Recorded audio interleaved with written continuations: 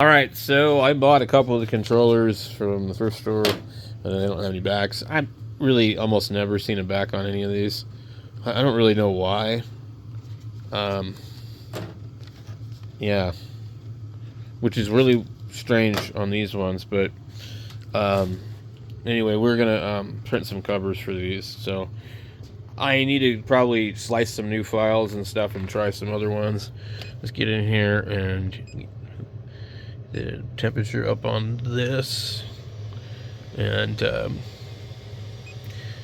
let's go here to our settings. And I wish it would not, like, why do I gotta turn these on every time? It should just, it's really a nice feature though, because like a lot of the older printers don't have lights on them, so this one's metal up here. This is the difference between the Neptune 4 and the 4 Pro, is this metal piece, and I kind of wanted this one just because the top part was metal, and I think it's a really nice touch. But the light is in the metal part, and this has really, like, been the best printer I've had. So I do most of my printing off of this. So let's see what we do have on here. We've got I don't know what that is.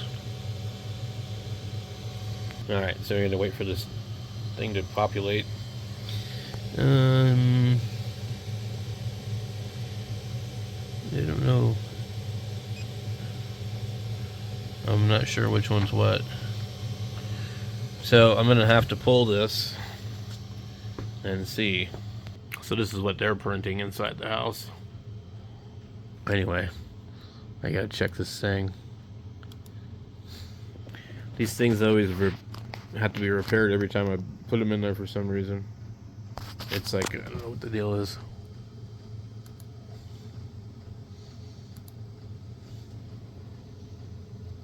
Apparently today is World Radio Day. Learn more. World Radio Day is an international day celebrating the 13th of February each year. The day was designated by the UNESCO on the 3rd of November 2011 during its 36th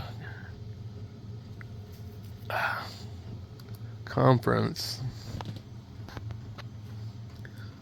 Following a request by the Spanish Radio Academy, blah, blah, blah, North American Broadcasters Association. Okay, so anyway, it's not ham radio, it's just World Radio Day. But still cool nonetheless.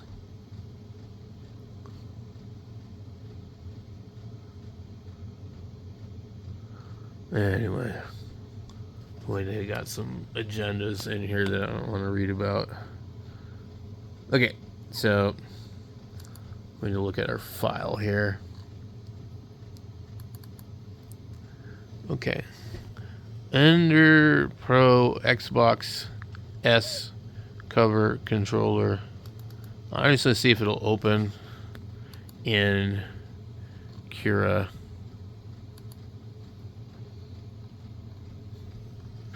Where's Cura? Good Lord. Hey, let's try Orca Slicer. So what it should end up doing is opening another incidence. It's usually hard to open a file that's already sliced on a disk, but I'm afraid this could be the cover that has the cutout for the battery, and I don't want that one. Okay, that looks fine to me.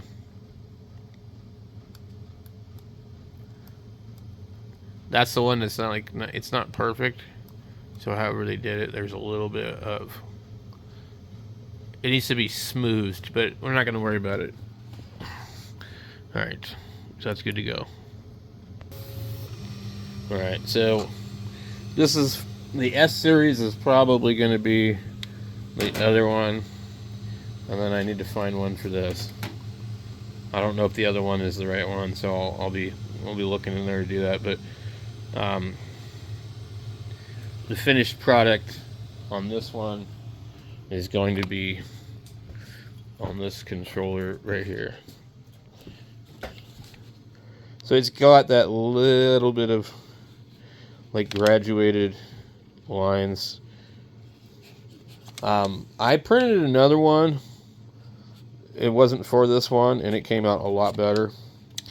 And this is in the slice settings. This is how they designed it. It is good enough, okay, because we don't have a cover. It's better than nothing, you know. And you print it with, you know, PETG. Pretty strong. And it has to be printed a certain way. You cannot have the lines go the other way, or these tabs will literally just snap off so easily. So it gets printed like this. And you may want to put a brim or a raft on the bottom so it doesn't come off while it's in the middle of printing. But they work.